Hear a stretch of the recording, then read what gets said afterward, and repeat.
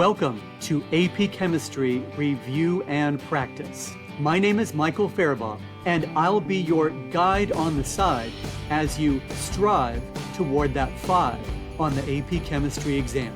Each episode will include answers and explanations to practice problems, along with advice to help you avoid common mistakes. So, are you ready to review and practice for the AP Chemistry exam? I hope so, because this lesson starts right now.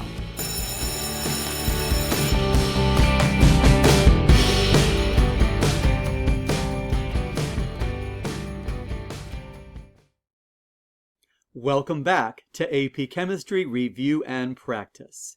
In this lesson, I will be presenting part 1 of a 2-part lesson. I have written a practice exam multiple choice section. This is not an official practice exam from the College Board. My practice exam contains 60 multiple choice questions. These are questions that I wrote which are intended to be similar to the types of multiple choice questions that students would see on the AP Chemistry exam. Now, what do I mean when I say similar?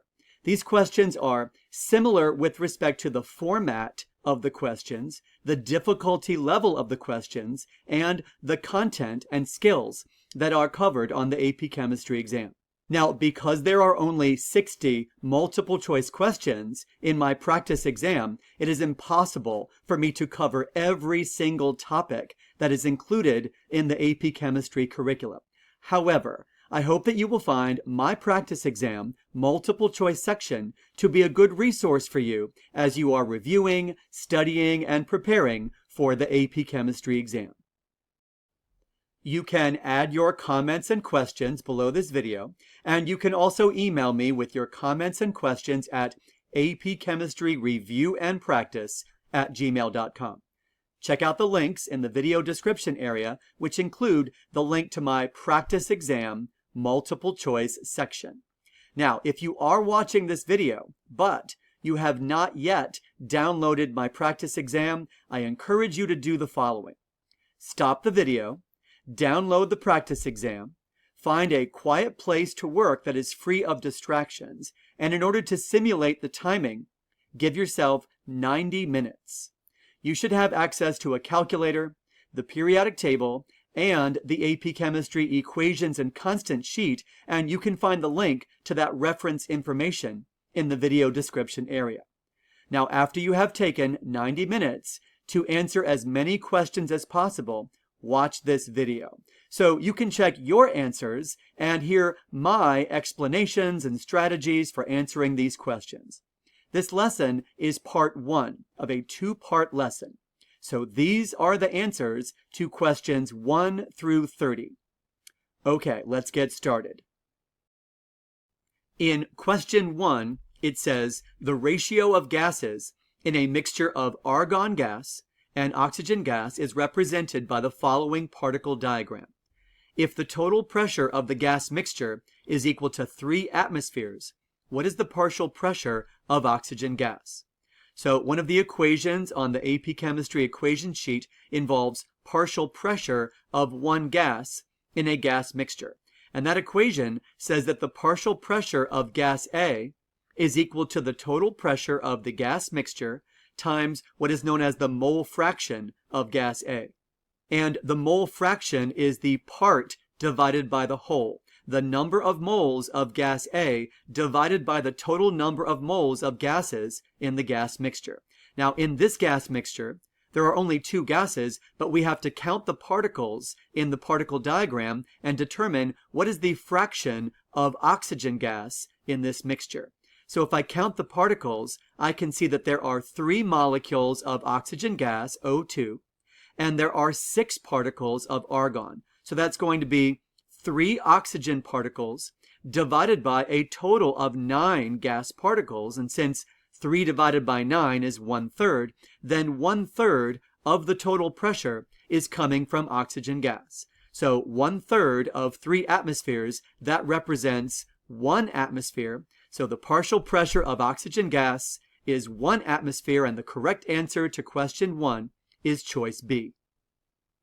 In question 2, it says, a student performed an investigation to study the rate of reaction between solid calcium carbonate, CaCO3, and aqueous hydrochloric acid, HCl. The student conducted 2 trials under different experimental conditions using 1 gram of solid calcium carbonate and 50 milliliters of aqueous hydrochloric acid in each trial. Which of the following changes in conditions could account for the difference in the time for the reaction to go to completion in trial 1 and trial 2? Now, pay close attention to the details of the information in that data table, because 342 and 114, those numbers do not represent the reaction rate. They represent the time for the reaction to go to completion. So 342 seconds, that is a longer time and a slower reaction rate for trial 1.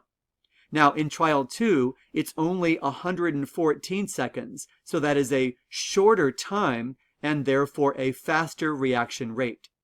So what I'll be doing as I consider choices A, B, C, and D is to look at those experimental conditions and see if it would account for the fact that trial 1 is a slower reaction rate and trial 2 is a faster reaction rate. Let's go ahead and start with choice A. In choice A, it says the temperature of the hydrochloric acid was higher in trial 1. So what would a higher temperature do to the reaction rate? Well, a higher temperature would result in more frequent and forceful collisions between the reactant particles and a faster reaction rate. But that's not what we see in the data table, so we can eliminate choice A. Now, in choice B, it says that the reaction mixture was stirred in trial 1, but not in trial 2. So what would stirring the reaction mixture do to the reaction rate? Well, that would increase the reaction rate because it would increase the number of collisions between the particles as you mix it together. But again, a faster reaction rate for trial 1, that's not what we see in the data table. So we can eliminate choice B. Now I will skip down to choice D. In choice D, it says that the solid calcium carbonate was a fine powder in trial 1, but a single chunk of solid in trial 2. Now, a fine powder has more surface area than a single chunk, but that would involve more frequent collisions between the reactant particles, and again, more surface area that would result in a faster reaction rate. But that's not what we see for trial 1. Since trial 1 is actually a slower reaction rate, we can eliminate choice D. So here is why the correct answer to question 2 is choice C. It says the concentration for the hydrochloric acid was greater in trial 2. So what does a higher concentration of a reactant do to the reaction rate? Well, that would mean a greater concentration of the reactant particles, more frequent collision between the reactant particles, and that would result in a faster reaction rate for trial 2. And that is what we see in the data table. So the correct answer to question 2 is choice C. A higher concentration of hydrochloric acid in trial 2 would account for the fact that in trial 2 it was a shorter time of reaction and a faster reaction rate. In question 3, we are given 4 Lewis diagrams, and the question says, which of the following represents a molecule with T-shaped geometry? So what I will do on the next 2 slides is show you examples of all of the molecular geometries that you should be familiar with for the AP Chemistry exam. So on this first slide, we have a central atom with either 2, 3, or 4 total electron domains. And the options for 2 electron domains is only 1. That would be linear. For 3 electron domains, that would be either trigonal planar or bent. And with 4 electron domains, the options are tetrahedral, trigonal pyramidal, and bent. Now, moving on to the next slide, we have either 5 or 6 total electron domains. So for 5 total electron domains, the options are trigonal bipyramidal, seesaw, T-shaped, and linear. And with 6 total electron domains, our options are octahedral, square pyramidal, and square planar. Now, let's go back to these 4 Lewis diagrams in question 3. So starting with choice A, we have a central nitrogen atom, and I see 3 bonding domains and 1 non-bonding domain on that central atom. So according to 4 total electron domains, 3 bonding, 1 non-bonding, that would be trigonal pyramidal. So we can eliminate choice A. Now, moving on to choice B, I see a total of 5 electron domains, 3 bonding and 2 non-bonding. So that is the correct answer to question 3. 3 bonding domains, 2 non-bonding domains, that would be a geometry of T-shaped. So even though we know that the correct answer to question 3 is choice B, let's go ahead and determine the names of the molecular geometries for choices C and D. So in choice C, what I see are a total of 3 electron domains, 3 bonding, and 0 non-bonding. And that would correspond to a molecular geometry of trigonal planar. And then finally, we have 4 electron domains, 4 bonding domains in choice D, and that shape is tetrahedral. So again, the correct answer to question 3, looking for T-shaped geometry, is choice B.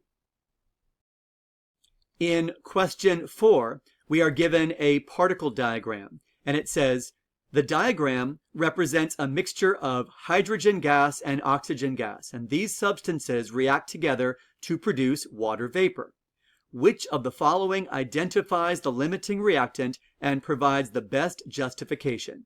So the first thing I will do is write the balanced equation for this reaction. And it's a very simple chemical reaction involving H2 plus O2 to produce H2O. Now I will go ahead and balance this equation by putting a 2 in front of the H2O, and then I will put a 2 in front of the H2. So a very simple chemical equation. I don't need to use the periodic table. I don't need to convert from grams into moles. All I have to do is pay attention to the number of particles in this particle diagram. So the first thing I will do is to find a group of 2 molecules of hydrogen and 1 molecule of oxygen. All right, so here I go. Now I will do that one more time. I will look for a group of 2 molecules of hydrogen and 1 molecule of oxygen. And then one last time, I will go ahead and find a group of 2 molecules of hydrogen and 1 molecule of oxygen. So now I can tell that I have just run out of hydrogen, and I've got that 1 molecule of oxygen, which is left over at the end of the reaction. So because oxygen is an excess reactant, that means that hydrogen is the limiting reactant. Now they said, which of the following identifies the limiting reactant? So I know that the correct answer is either A or C. So it's hydrogen, not because the molar mass of hydrogen is less than that of oxygen. It's about the particle diagram, and what we discovered is that when the reaction proceeds as completely as possible, all of the hydrogen will be consumed. So that is an essential property of what makes the limiting reactant. All of that substance will be consumed in the reaction. So the correct answer to question 4 is choice C. In question 5, we are given 4 chemical formulas, and it says, which of the following gases is most likely to deviate from ideal behavior? So this question relates to topic 3.6, deviation from ideal gas law. The ideal gas law does not explain the actual behavior of real gases. Deviations from the ideal gas law may result from interparticle attractions among gas molecules. So at low temperatures, especially at conditions close to condensation, the gas particles can start to experience attractive forces.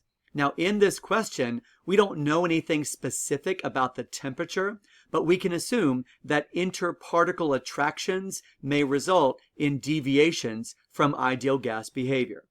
So, on the one hand, gases that have the weakest interparticle attractions behave most like ideal gases, And then on the other hand, gases that have the strongest interparticle attractions are most likely to deviate from ideal behavior. Now, if one of these molecules was polar, and then all of the others were nonpolar, I would probably choose the polar substance as having the strongest interparticle attractions. But when I examine these four choices, I discover that they are all nonpolar molecules. So this takes me to topic 3.1, intermolecular and interparticle forces, specifically London dispersion forces. The polarizability of a molecule increases with an increasing number of electrons in the molecule and the size of the electron cloud. So looking at these four choices, I see that hydrogen, which has only 2 electrons, would have the smallest electron cloud. Oxygen has 16 electrons, O2. Methane, or CH4, would have 10 electrons, but carbon tetrafluoride, CF4, would have over 40 electrons in that molecule. So since CF4 has the largest electron cloud among these four choices, it would experience the strongest London dispersion forces. So that would cause CF4 to be most likely to deviate from ideal behavior. And so the correct answer to question 5 is choice D. In question 6, we see some particulate diagrams. It says, the box shown below on the left is a particulate level representation of a mixture of carbon monoxide, CO, and carbon dioxide, CO2, in a rigid container. The partial pressure of each gas is listed below the diagram. A sample of neon gas is added to the container to form a mixture of 3 gases, as represented by the box shown below on the right. And in question 6, it asks, which of the following correctly describes how the partial pressure of carbon monoxide and the total pressure of the gas mixture are affected by the addition of neon gas to the container at constant temperature. So the first thing that I will do is I will write the ideal gas law so I can consider all of the variables for this question. So the ideal gas law is PV equals nRT. Now it said it was a rigid container, so that means that the volume is constant. And then it also said that the neon was added at constant temperature. So the volume is not changing, temperature is not changing, so the only 2 variables that we need to consider here in question 6 are pressure and number of moles. And since pressure is directly proportional to the number of moles, let's consider what happens when a sample of neon gas is added to this mixture. So when the neon is added, the total number of moles of gas particles increases. Therefore, the total pressure of the gas mixture also increases. But since the number of moles of carbon monoxide remains constant, the partial pressure of carbon monoxide remains constant. Now let's consider the 4 answer choices for question 6. So what we're looking for is that the partial pressure of carbon monoxide remains constant. So the correct answer is either A or C. But since the total pressure of the gas mixture will increase, that means that the correct answer to question 6 is choice C. In question 7, it says ethanol, which has the chemical formula C2H5OH, undergoes complete combustion in the presence of excess oxygen gas, O2. The products of the reaction are carbon dioxide gas and water vapor. When the equation for the reaction is balanced with the lowest whole number coefficients, the coefficient for oxygen gas is. So I will start with the ethanol. That's one of the reactants. And I just need to write the equation and then balance this chemical equation. So it's going to be C2H5OH on the left. I will not include the liquid or the gas as phases of matter. I'm just focusing on the coefficients that are needed to balance this equation. So oxygen gas, O2, is also a reactant. And then my 2 products are carbon dioxide gas, which would be CO2 on the right, and water vapor, which would be H2O on the right. Now, what I notice is that there is oxygen in each of these four formulas, so I will save oxygen for last. Now, if I want 2 atoms of carbon on the right side of the equation, I will begin by putting a 2 in front of the CO2. And I can see 6 atoms of hydrogen on the left side, so I will put a 3 in front of the H2O to balance the hydrogen atoms. Now, on the right side of the equation, there are a total of 7 oxygen atoms. But there is a single oxygen atom in the formula for ethanol. So since 1 plus 6 equals 7, then I need 7 atoms of oxygen on the left side of the equation. I can just put a 3 in front of the O2. So now this equation is balanced with the lowest whole number coefficients, and the coefficient for oxygen gas is 3. So the correct answer to question 7 is choice B.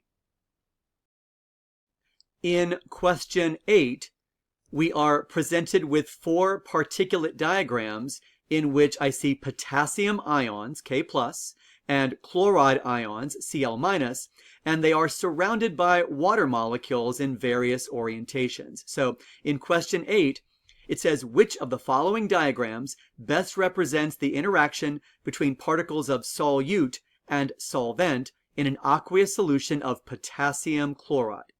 Now, you probably already know this if you're reviewing for the AP Chemistry exam. Oxygen is more electronegative than hydrogen.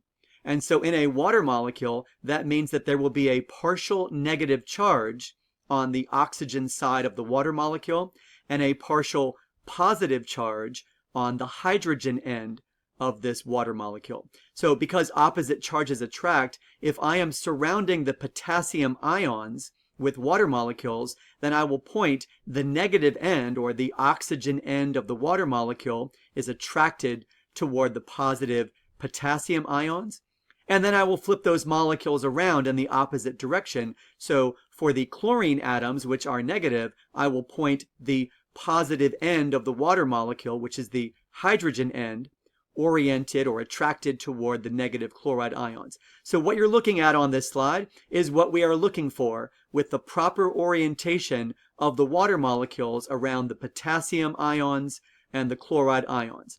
And the diagram that does that particular alignment and orientation correctly is choice C. In question 9, we are given a balanced chemical equation, and it says, which of the following statements about the reaction represented above is true? Now, choices A and B talk about it is a redox reaction because the oxidation number of nitrogen is changing in a certain way. And then in choices C and D, it talks about that it is a acid-base reaction. So let's go ahead and begin with choices A and B. Is it a redox reaction? Is the oxidation number of nitrogen changing? Let's find out. So on this slide, I know you can't see all of those because the font is very small, so let me go ahead and zoom in. Let's focus on hydrogen and oxygen. So these are rules for assigning oxidation numbers. The oxidation number of hydrogen is usually +1 when hydrogen is bonded to nonmetals. And the oxidation number of oxygen is usually -2 in most ionic and molecular compounds. So the first substance that I see in this balanced chemical equation is NH2OH.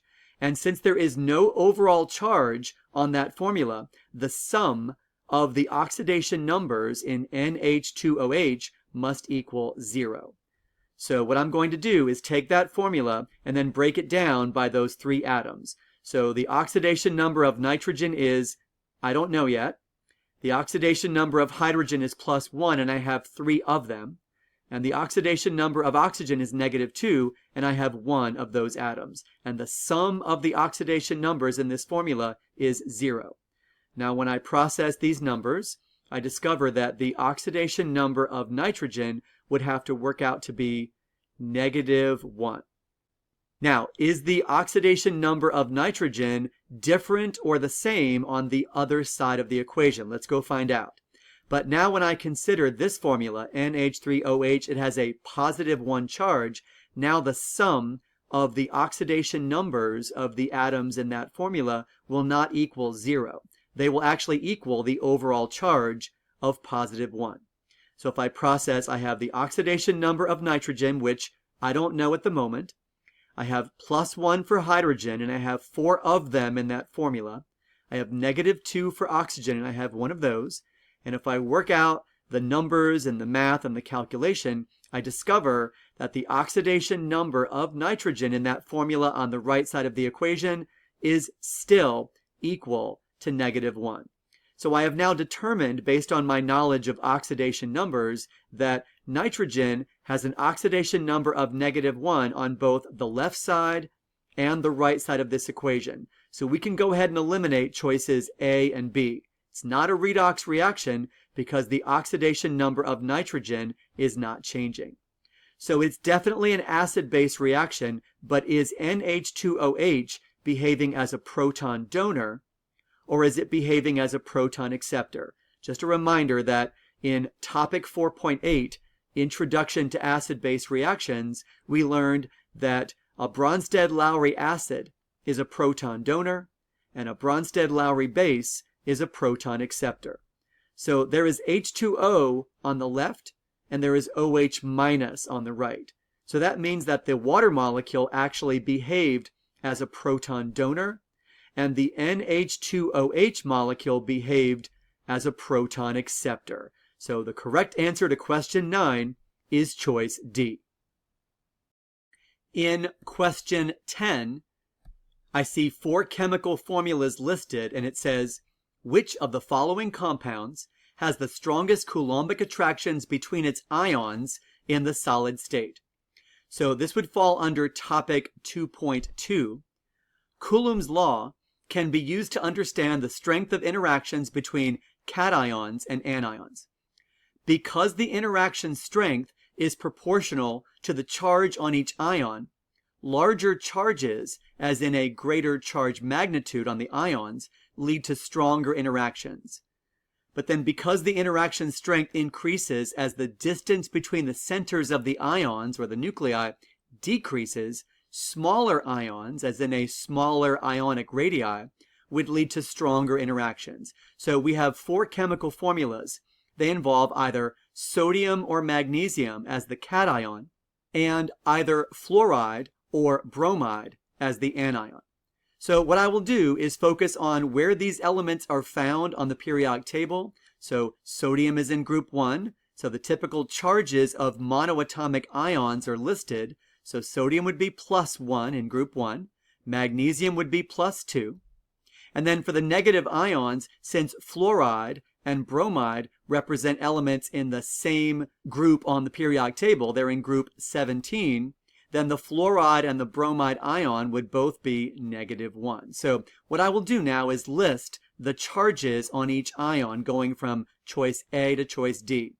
So we have +1 -1 for sodium fluoride. We have +2 -1 for magnesium fluoride. We have +1 -1 for sodium bromide. And then finally for magnesium bromide, the charges are +2 and -1. So if larger ion charges or a greater charge magnitude of the ions result in stronger Coulombic attractions, then let's go ahead and eliminate choices A and C. We can determine that a +2 charge would be greater than a +1 charge, so the correct answer is either B or D. And we also know that smaller ion sizes result in stronger Coulombic attractions. So on the periodic table, since the atomic radius increases from top to bottom down a group, that would also be true for these -1 ions. So the fluoride ion is smaller in size, the bromide ion is larger in size. So I'm choosing choice B for question 10. A larger ion charge, as in +2, and a smaller ion size, choosing fluoride versus bromide. So again, the correct answer to question 10 is choice B. In question 11, we can see the details of an experiment. It says, a student measures a 1 gram sample of solid magnesium oxide, MgO, and then adds it to a 100 gram sample of aqueous hydrochloric acid, HCl, in a coffee cup calorimeter.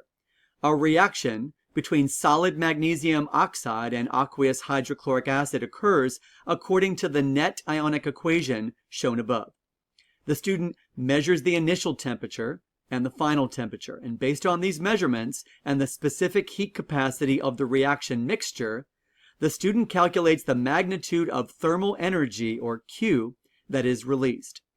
And the question asks, which of the following questions is most likely to be answered as a result of this experiment? So just to summarize, we have a coffee cup calorimeter, and so that's where the sample of hydrochloric acid is located.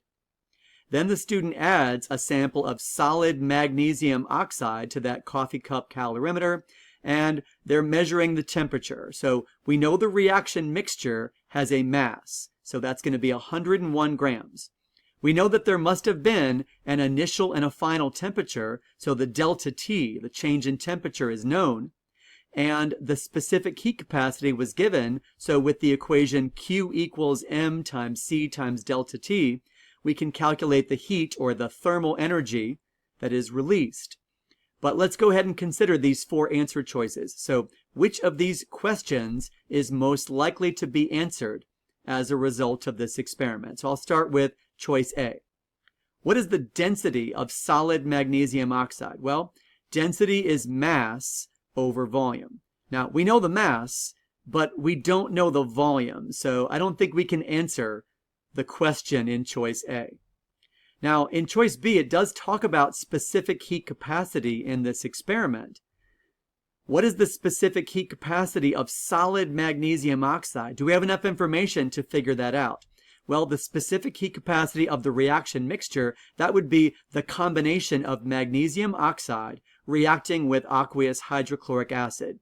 But the specific heat capacity of just a pure sample of solid magnesium oxide, I don't think we can answer that question. So if we wanted to determine the specific heat capacity of solid magnesium oxide, then we would need to add a known amount of heat to a pure sample of solid magnesium oxide and then record the initial and the final temperature of the solid sample. So we don't have enough information to answer the question in choice B.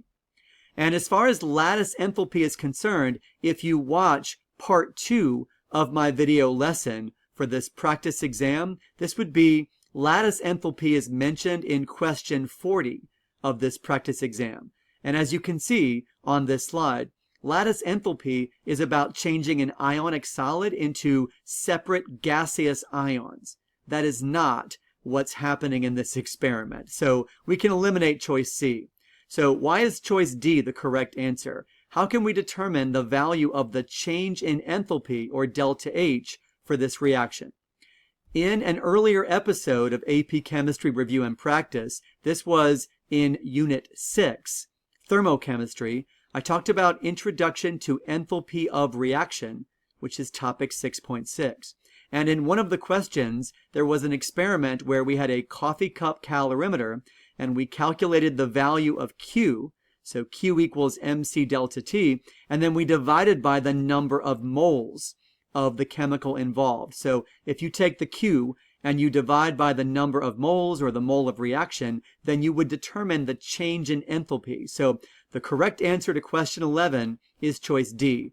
So what question could we actually answer as a result of this experiment? What is the value of the change in enthalpy, or the delta H, for this reaction between solid magnesium oxide and aqueous hydrochloric acid? In question 12, we are given a diagram. I can see on the y-axis potential energy in units of kilojoules per mole, and on the x-axis I can see internuclear distance. That is the distance between two atoms, or between the nuclei of two atoms, and the units are picometers. So the question says, the graph shows the potential energy of two atoms as a function of internuclear distance. What is the approximate bond energy? Now, in my video lessons for AP Chemistry Review and Practice, when I talk about advice to help you avoid common mistakes, one of my consistent pieces of advice is the following. Read the question carefully and make sure you are answering the question that is being asked.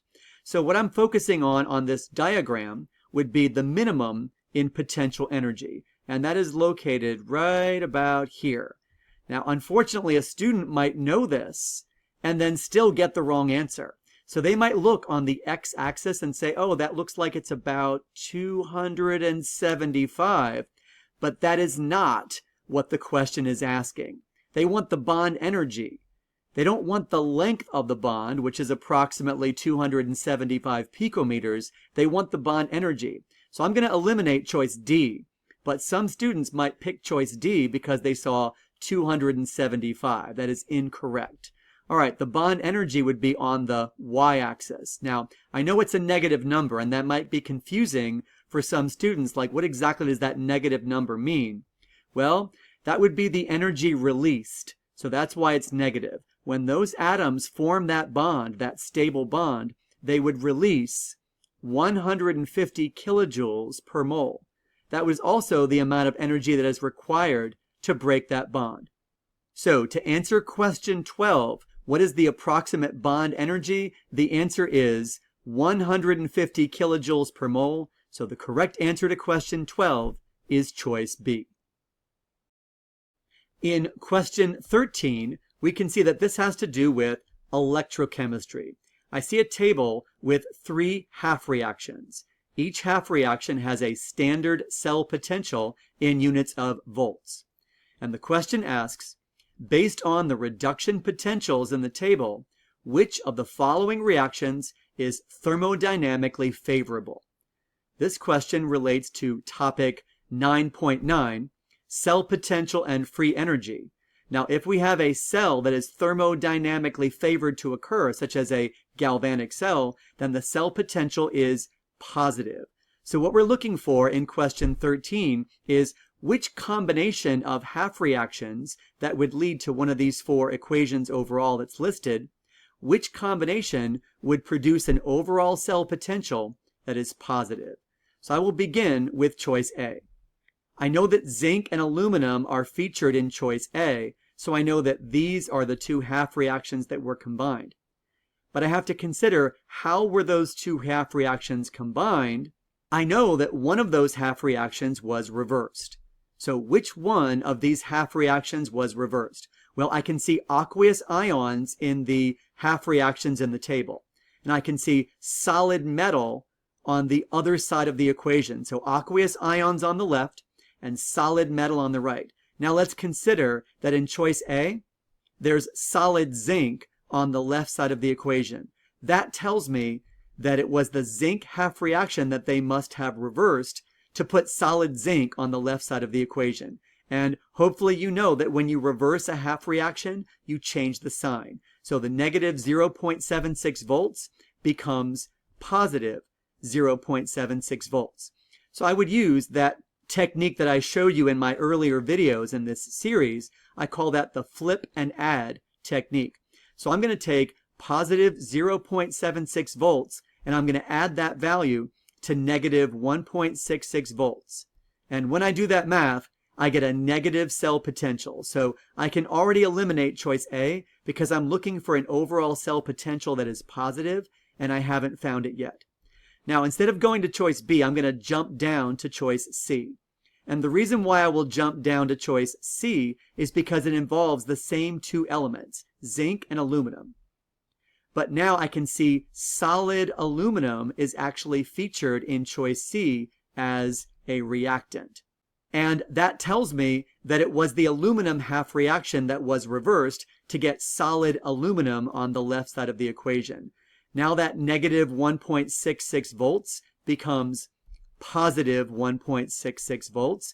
And when I add that value to the negative 0.76 volts from the zinc reduction half reaction, what I get is a positive cell potential. So I know that the correct answer to question 13 is choice C because I get a positive cell potential. But just to be thorough and complete, I will prove to you why choices B and D are also incorrect. So looking at choice B, we have manganese and aluminum.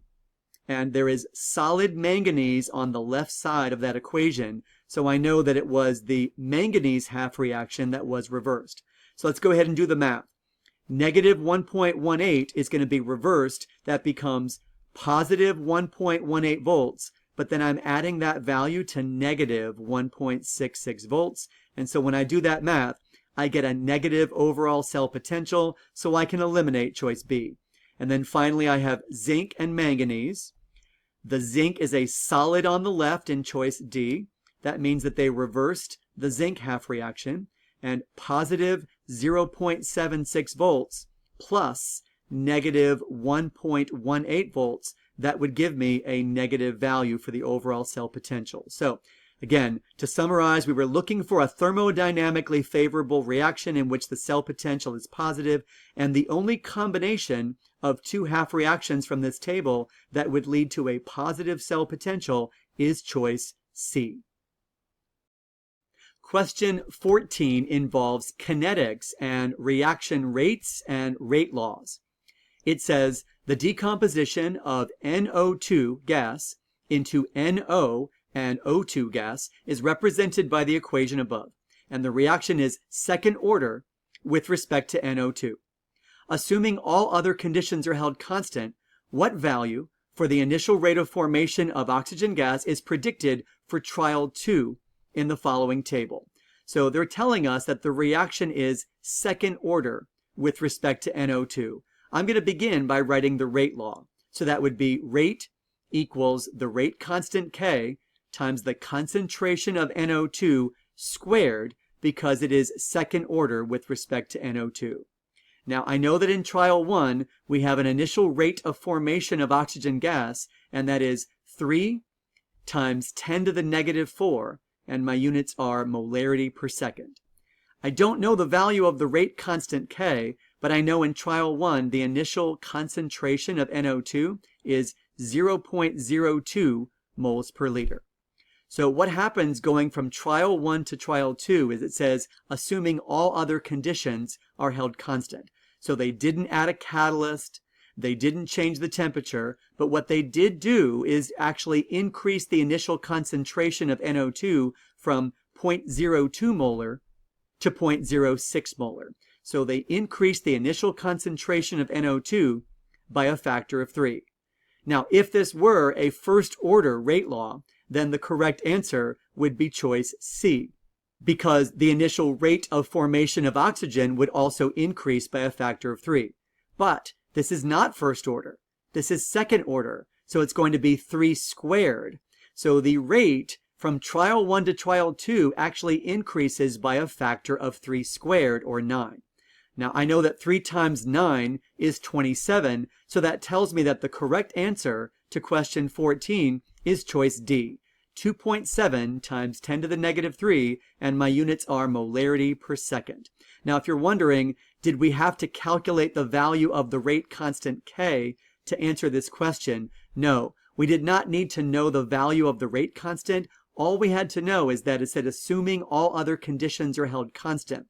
The value of the rate constant would only change if we added a catalyst or if we changed the temperature. But we did not add a catalyst and we did not change the temperature. So the initial concentration of NO2 increases by a factor of 3. And because of the second order rate law, the initial rate, increases by a factor of 9. In question 15, we can see 4 chemical formulas listed, and it says, a pure sample of which of the following substances has the highest boiling point. Now let's go ahead and take a look at topic 3.2, properties of solids.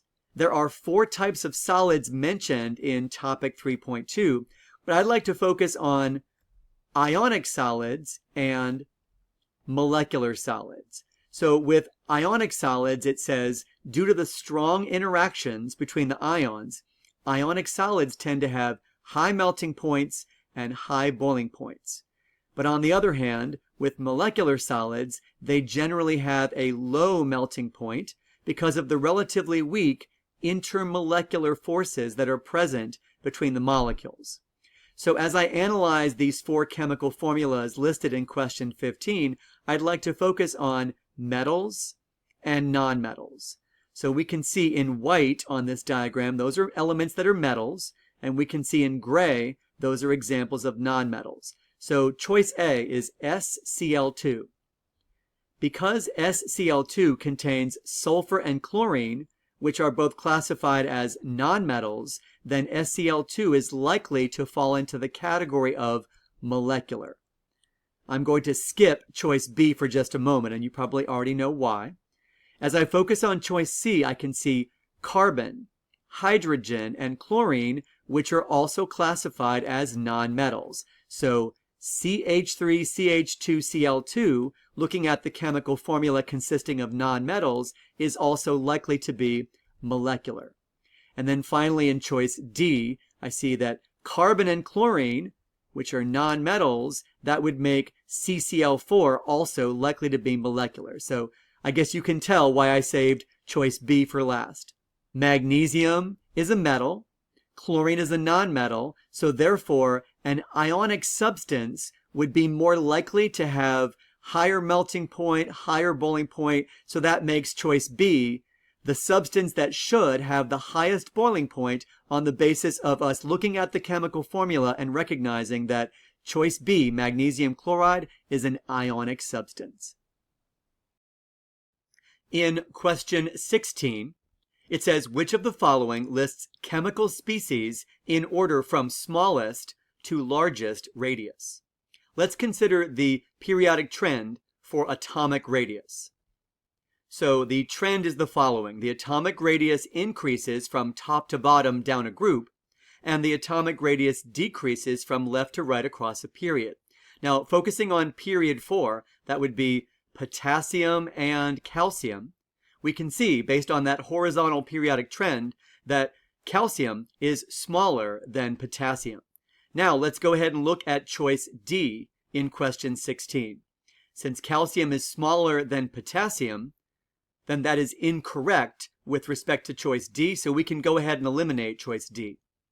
Now, what happens if you change from an atom to an ion? Well, that depends. Are we losing electrons or gaining electrons? So looking at magnesium, when magnesium loses 2 electrons, it changes from 1s2, 2s2, 2p6, 3s2, that's for the atom, to 1s2, 2s2, 2p6. So the magnesium 2 plus ion has lost the outer shell of that 3s orbital, and so that is going to be smaller than the atom. So when you're losing electrons in this way, the size of the particle decreases. So we can eliminate choice C because it's telling us that magnesium 2 plus is larger than the magnesium atom, which is incorrect.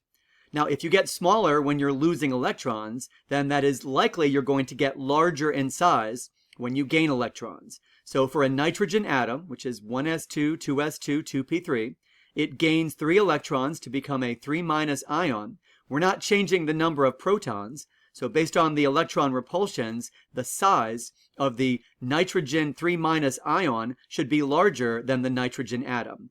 But that's not what we can see in choice B, so that's also going to be a reason why we can eliminate choice B.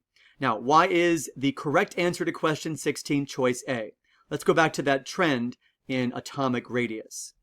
Based on the horizontal trend, we can see that sulfur is larger than chlorine. They are in the same period of the periodic table. So if sulfur is larger than chlorine, what about when sulfur becomes a 2- ion?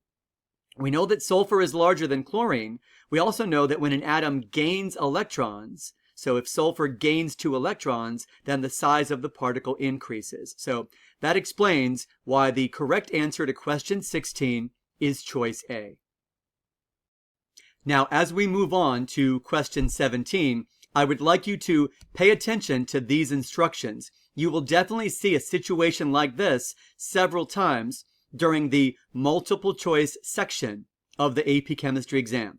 So questions 17 through 19 in my practice exam are an example of what is known as a multiple choice question set. That would be a set of sometimes 2 or 3 or 4 multiple choice questions that are all related to the same given information. So on the AP Chemistry exam, if you see something like this where it says questions 17 through 19 refer to the following information, you will refer back to that same information as you are answering questions 17, 18, and 19. So it's known as a multiple choice question set. All right, so here's the information. It says, when a 4.2 gram sample of NaHCO3, that chemical is known as sodium bicarbonate. It's commonly known as baking soda, but that's sodium bicarbonate. They give us the molar mass of that compound. It is added to 100 milliliters of a 1 molar solution of HC2H3O2, and that is commonly known as acetic acid, which is found in vinegar. It's at 25 degrees Celsius, and it looks like a chemical reaction is occurring. It happens in a calorimeter. It says all of the sodium bicarbonate reacts with the acetic acid as represented by the equation above. So despite these complicated chemical formulas, they are literally adding baking soda to vinegar. It's producing something known as sodium acetate, that's an aqueous solution.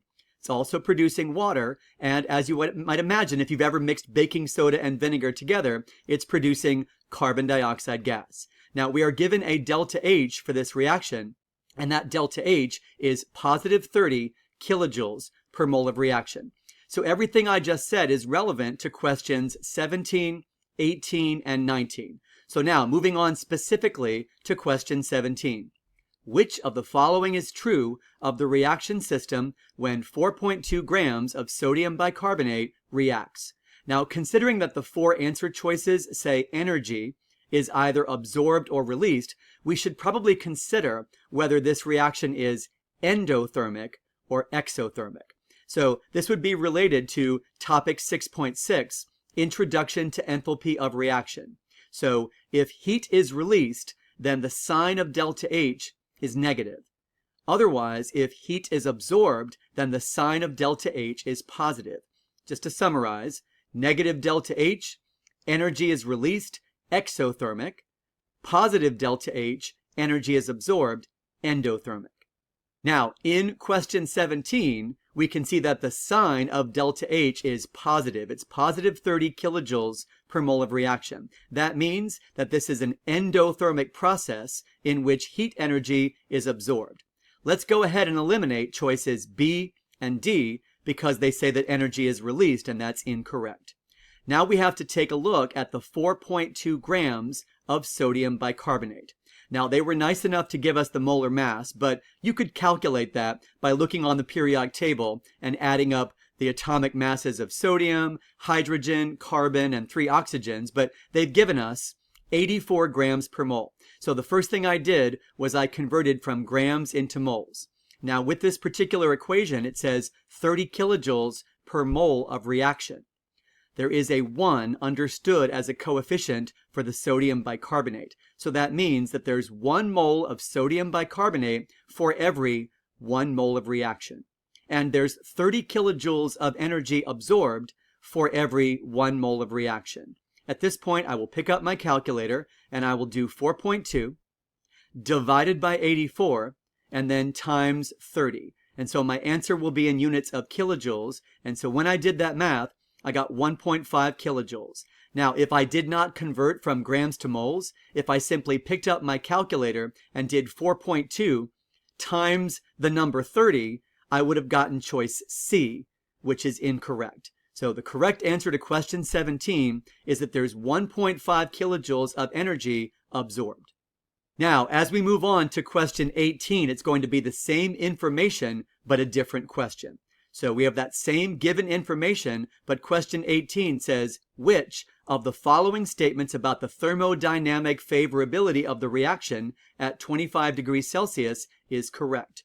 Now, the first thing that I will do is focus on choice A. And the reason why I'd like to focus on choice A is that choices B, C, and D all talk about the delta H or the delta S or both, but in choice A it talks about the activation energy. And there is a topic in the AP Chemistry curriculum that talks about the activation energy from the perspective of thermodynamic favorability. That is topic 9.4, thermodynamic and kinetic control. But what we learn in topic 9.4 is that a process might be thermodynamically favored, But if it has a very high activation energy, then the rate of the reaction is very slow. So the fact that we have a high activation energy, that's related to whether the reaction is fast or slow. That's the rate, but that's not the thermodynamic favorability. So just because a reaction has a high activation energy, that is not directly related to the thermodynamic favorability of the reaction. Let's go ahead and eliminate choice A. Now what we have to do is consider whether delta H or delta S or both would contribute to the reaction being thermodynamically favorable. And so I'll remind you that this equation, delta G equals delta H minus T delta S, we're looking at thermodynamic favorability. If a reaction is thermodynamically favored, then the delta G is negative. So what are the signs of delta H and delta S that would support thermodynamic favorability? Well, you can see on this slide, a negative delta H supports the favorability of a reaction, and a positive delta S also supports the favorability of a reaction.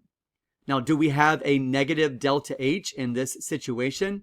No, we don't. We actually have a positive delta H, which does not contribute to the thermodynamic favorability of a reaction. Therefore, we can eliminate choice B. A positive delta H does not contribute to the thermodynamic favorability. We can also eliminate choice D for the same reason, because they say that both delta H and delta S contribute to the thermodynamic favorability.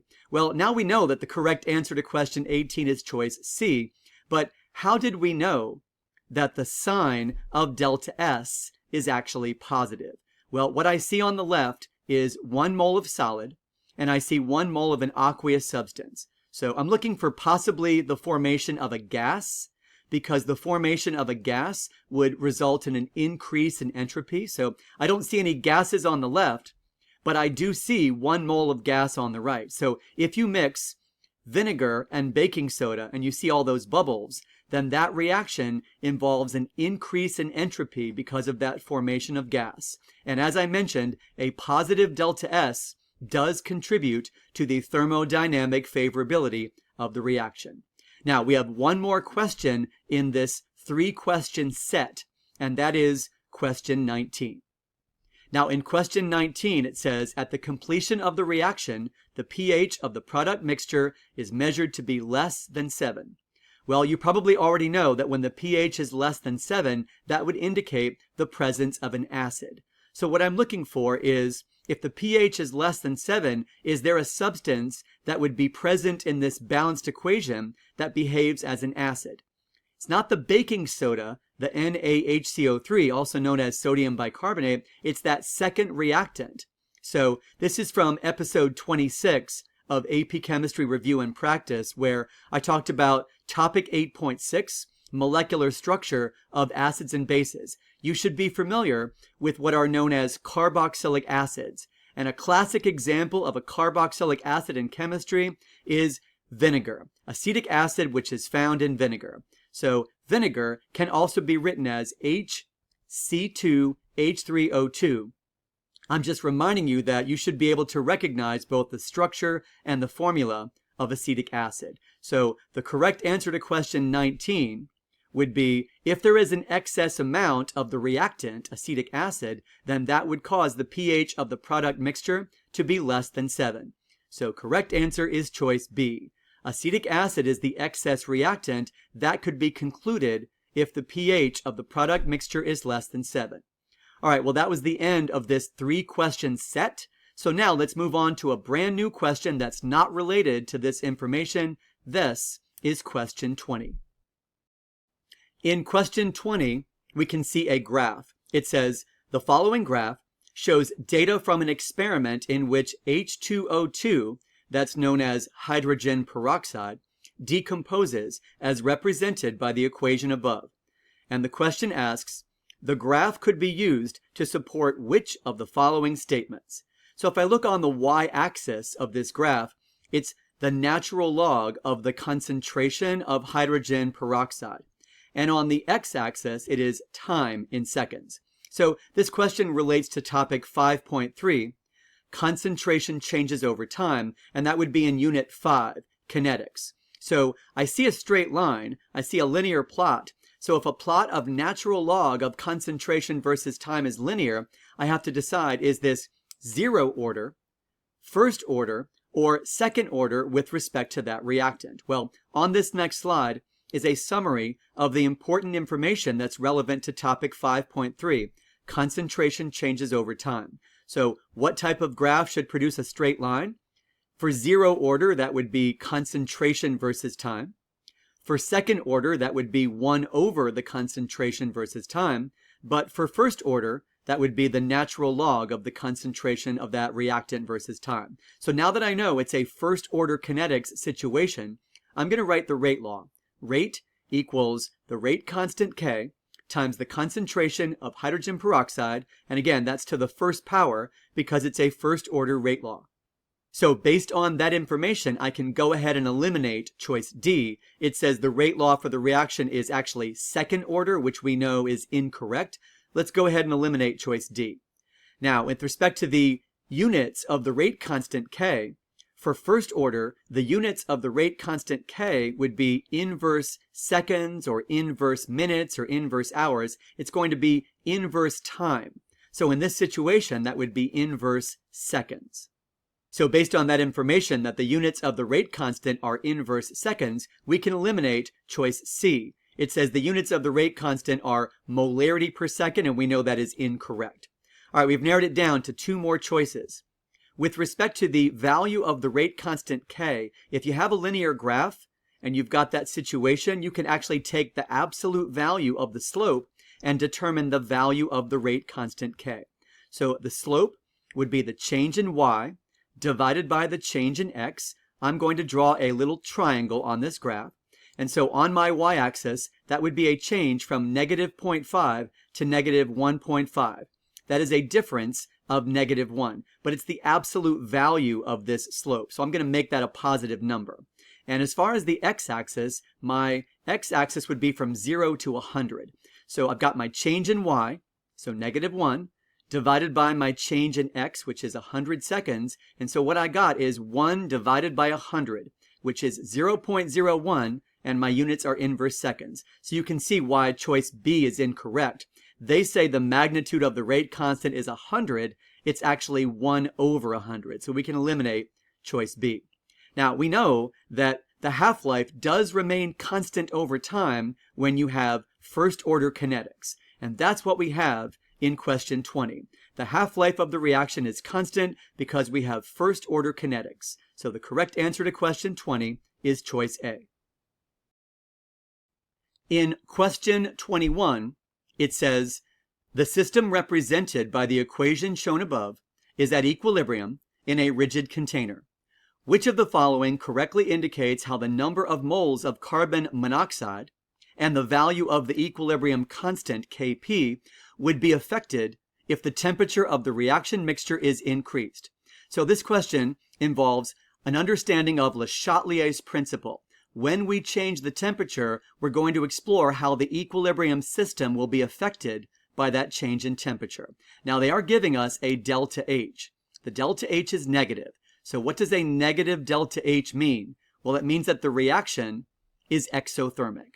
And when we change the temperature in this case is increased. So according to the information on this slide, if the temperature of an equilibrium system is increased, then the system will shift in the direction of the endothermic process.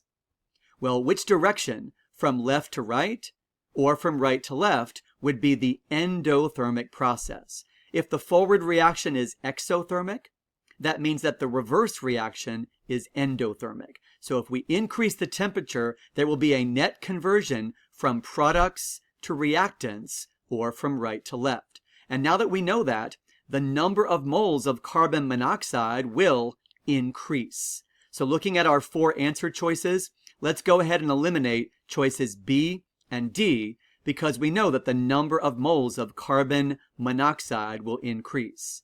Well, what about the value of the equilibrium constant K? Changes in temperature will cause the value of the equilibrium constant to change, but will it increase or decrease? In this situation, there is going to be a shift from right to left, from products to reactants, and that will cause the value of the equilibrium constant to decrease. So the correct answer to question 21 is choice C. The number of moles of carbon monoxide will increase, and the value of the equilibrium constant Kp will decrease. In question 22, it says, of the substances listed above, which has the highest boiling point and why? Now, back in question 15 of this practice exam, we had 3 molecular substances and 1 ionic substance. It was magnesium chloride. Here, I see nitrogen, boron, fluorine, carbon, and hydrogen. All of these elements are either nonmetals or metalloids. I don't see any metals. I don't see any ionic compounds. So all 4 of these substances are molecular. This question involves the attractive forces between molecules. Let's decide if each molecule is polar or nonpolar. Now, in choice A, we know that nitrogen is a nonpolar molecule, and it says nitrogen has the highest boiling point because each molecule contains a strong triple bond between the nitrogen atoms.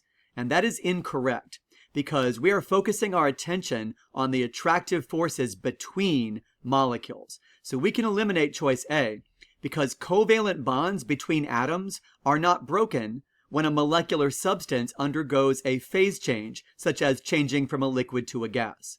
Now, the next substance that I will consider is BF3. I will draw the Lewis diagram. It is going to be trigonal planar geometry, and the arrangement of the 3 polar BF bonds, or the dipoles, are symmetrically arranged. All of the dipoles cancel each other out. So BF3 is classified as a nonpolar molecule. So a nonpolar substance would only experience London dispersion forces. It would not experience dipole-dipole forces, so we can eliminate choice B. Now, the next substance that I will focus on is C2H6. Here's the Lewis diagram. It's very symmetrical. That is also an example of a nonpolar substance. Now, it does have hydrogens, so does this molecule experience the attractive force known as hydrogen bonding? No. Hydrogen bonding is a strong type of intermolecular attraction, but the hydrogen should be directly bonded to either a nitrogen or an oxygen or a fluorine. So carbon is not included on that list. So C2H6 is a nonpolar molecule and it does not experience hydrogen bonding attractions, so we can go ahead and eliminate choice D. Now, with respect to the correct answer, which is choice C, here is the structure of CH2F2. It's got tetrahedral geometry, so there are 2 fluorines, but those bond dipoles do not cancel each other out. So this is a polar molecule, and this molecule, CH2F2, experiences a combination of London dispersion forces and dipole-dipole forces. So that is the substance that should have the highest boiling point in this set. So the correct answer to question 22 is choice C. Now, as we move on to question 23 in this practice exam, we see another example of a multiple choice question set. So it says that questions 23 through 26 refer to the following information. So the next 4 multiple choice questions are all going to be related to this information. It says that the table contains information about 4 samples of different monoprotic acids with the general formula HX. I see samples 1 through 4. I see the volume of each sample. I see the concentration of each sample, and I see the pH. Now, in question 23, we can see 4 different particle drawings. And question 23 says, which particle drawing best represents a portion of sample 2? Note that water molecules are omitted. Now, on this next slide, this is a diagram that I had presented in one of my videos on my AP Chemistry CED Units playlist for topic 8.3 involving weak acids. So in this particle diagram, on the left, 100% of the acid molecules are ionized. So a proton, or H+, was donated from the acid to a water molecule, forming the hydronium ion H3O+. But on the right, we can see an example of a weak acid which is only 10% or only partially ionized. So only 1 out of 10 of those acid molecules donated a proton, H+, to a water molecule forming the hydronium ion. Now, back to question 23. So which of these 4 particle diagrams represents an example of a strong acid that is 100% ionized? Hopefully you can see that the particle diagram that represents a strong acid would be choice D. Now I see that in choices B and C, it's partially ionized, and actually in choice A, I don't see any proton transfer at all. Now how does this help us answer question 23? It says, which particle drawing best represents a portion of sample 2? Let's go back to the table and look at the details of sample 2. Now, sample 2 actually has the lowest pH in this set, but because we have different concentrations of acid, so 0.20 molar and 0.050 molar, what I'd like to do is show you the equation for pH. Now, the pH is equal to the negative log of the hydronium ion concentration. And if I know the pH is 1.3, then the concentration of the hydronium ion, if the pH is 1.3, would be 10 to the minus 1.3. Now, watch what happens if we do 10 to the minus 1.3. Oh, look at that. We get 0.050 molar. So what does this tell us about sample number 2? It tells us that it's 100% ionized. Sample number 2 represents a strong acid because the negative log of 0.050 molar, the concentration of the acid, is actually 1.3, telling us that 100% of these molecules have been ionized. Now, back to the particle diagram, we can see that the correct answer to question 23 is choice D, because sample number 2 represents a strong acid, and particle diagram for choice D also represents a strong acid. All right, let's move on to question 24, another example of a question in this set. So this is question 24. In a titration experiment, which sample of acid would require the largest number of moles of sodium hydroxide to reach the equivalence point? Now, to explain how to answer question 24, I'd like to show you something I had presented in episode 25 of AP Chemistry Review and Practice, specifically focusing on topic 8.5, acid-base titrations. So what you're going to see on the right side of this slide, it says each sample of acid has the same number of moles of HA. And what I said in that episode is it doesn't matter if the acid is strong or weak.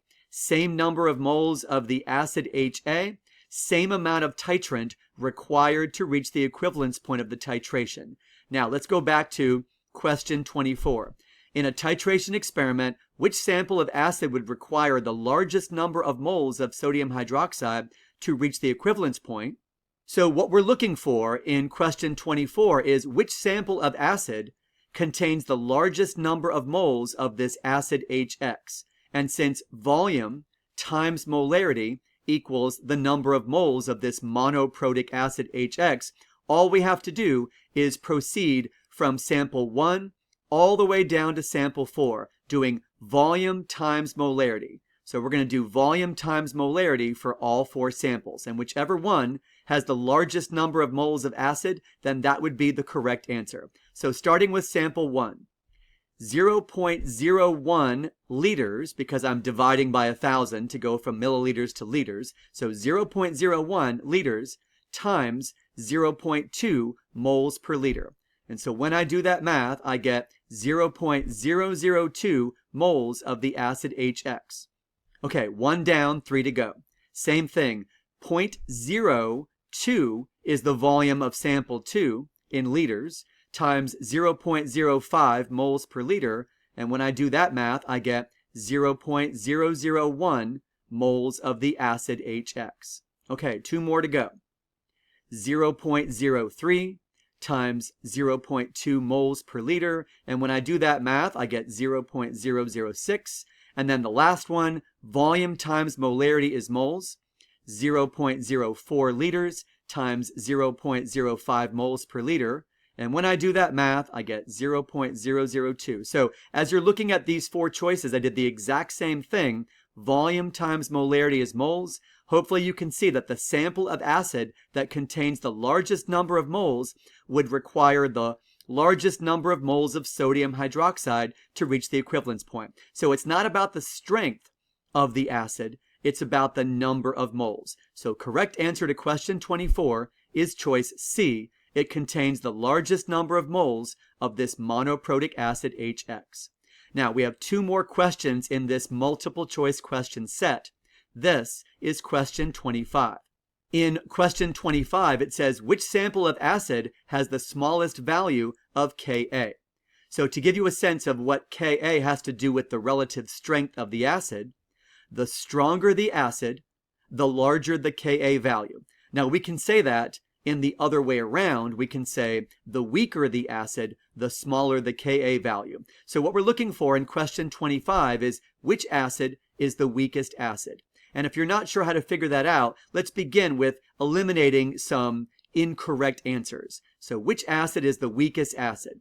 Remember back in question 23, we had determined that sample 2 is a strong acid. Well, we know that is not the correct answer to question 25. We're looking for the weakest acid. Now I'd like to take a look at samples 1 and 3 in the table. So what you notice is they have the same concentration, 0.2 molar, but one of them has a lower pH. So the acid that has the lower pH, that's sample 1, that should be the stronger acid. Sample 3 has a higher pH, so that should be a weaker acid. Remember, we're looking for the weakest acid in this set. Let's go ahead and eliminate sample 1 and choice A. Now what I'd like to do is remind you of something I had mentioned in an earlier episode of AP Chemistry Review and Practice. So this was episode 24. I'm talking about weak acids and bases, or topic 8.3. And so in that video, I had presented the following information. With a weak acid, if you know 2 of these 3 values, you can calculate the third value. So if you know the initial concentration of the weak acid, and you also know either the pH or the hydronium concentration, then you have enough information to calculate the Ka. I'm going to go ahead and show you how that works. So here's the Ka expression, and the Ka expression would be concentration of the hydronium ion times concentration of the conjugate base A minus divided by the concentration of HA. So the concentration of the acid HA would go on the bottom. That would be 0.5. And if the pH is, in this case, 2.52, I did 10 to the minus 2.52 on my calculator, and I got the concentration of the hydronium ion. So in the numerator of the Ka expression, it would be 0.0030 molar squared, because of that 1-to-1 mole ratio between the hydronium ion and A minus. And in the denominator, it would be the original concentration of the acid. So this was from episode 24 of AP Chemistry Review and Practice, if you'd like to check out the information in that particular video. All right, well, back to question 25 from the practice exam. I'd like to use the information from the table to calculate the Ka for sample 3, and then to calculate the Ka for sample 4. So I will go ahead and set up the equation for the Ka expression. So the Ka expression is concentration of hydronium times the conjugate base, in this case X minus, divided by the concentration of the monoprotic acid HX. Now that 0.20 molar for sample 3, that goes in the denominator of the expression. And in the numerator, it's going to be the concentration of the hydronium ion, which is 10 to the negative 2.7. So it's going to be that number squared. So 10 to the negative 2.7 is 0.002 molar, so that number squared, and then divided by the concentration of the acid, which is 0.20 molar. If I do that in my calculator, I will get the Ka for sample 3. So when I do that math, I get 2 times 10 to the negative 5.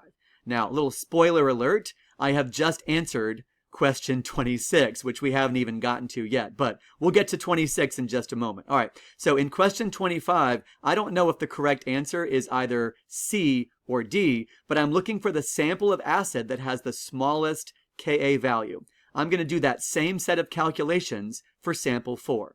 So there's my Ka expression, and the concentration of the hydronium ion is 10 to the minus pH. So 10 to the minus 4.4, that goes in the numerator. It's going to be that number squared. In the denominator, it's the concentration of the acid, HX. So I have my setup for that calculation. And when I do that math, I will get the value of the Ka for sample 4. Now, the value of Ka for sample 4 works out to be 3.2 times 10 to the negative 8.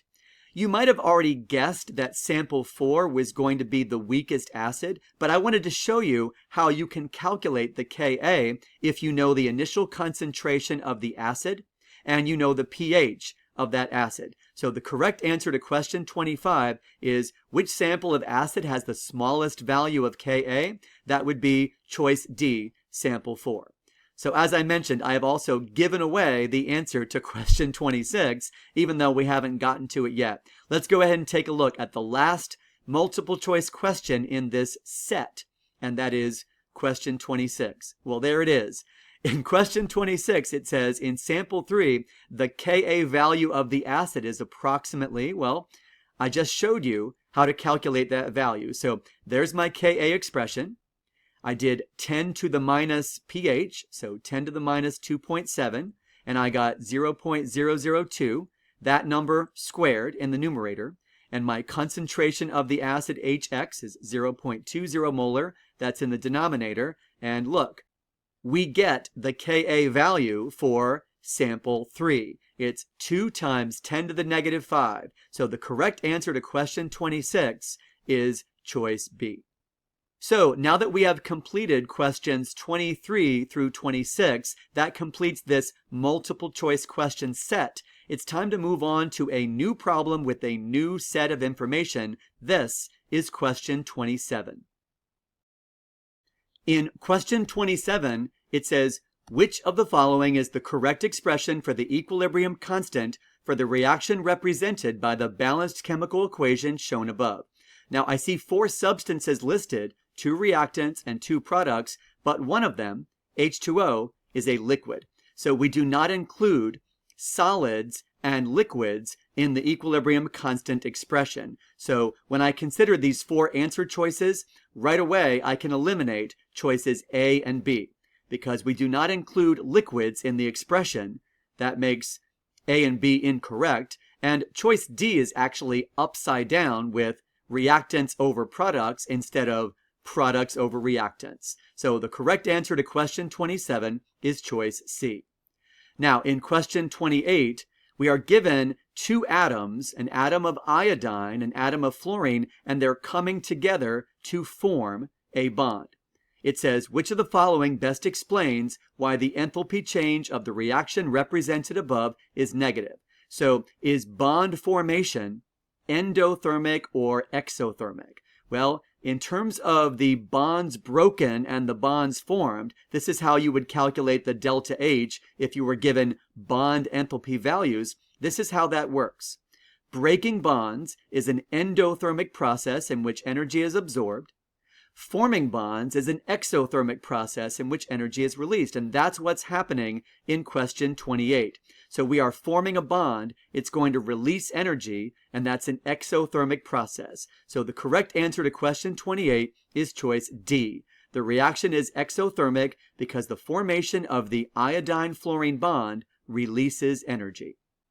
Now, in question 29, we have a calorimetry experiment. It says a student performs a calorimetry experiment to determine the specific heat capacity of a metal. The student places the metal sample in boiling water, so its temperature will be 100 degrees Celsius. The student then places the metal sample into a calorimeter that contains water and records the highest temperature of the water. A data table is shown above. Based on the results shown in the table above, what is the specific heat capacity of the metal? Now, this question relates to topic 6.4, and I had mentioned this in episode 17 of AP Chemistry Review and Practice. So, topic 6.4 involves heat capacity and calorimetry. And in that episode, I mentioned that when a hot metal sample is added to a cooler sample of water, assuming that no heat is lost to the surroundings, then the heat lost by the metal is equal to the heat gained by the water. So that's what we're going to do to answer question 29. The heat lost by the metal is going to equal the heat gained by the water. But I'm not going to include any positive or negative signs in my calculation. I will focus on the magnitude of the Q, or the thermal energy. So I've got mc delta T for the metal, and I've got mc delta T for the water. Now, what I noticed that the answer I'm looking for is the specific heat capacity of the metal. So do I know the mass of the metal? Yes. From the table, it's 40 grams. Do I know the specific heat capacity of the metal? No, that's what I'm trying to find. So what's the delta T for the metal?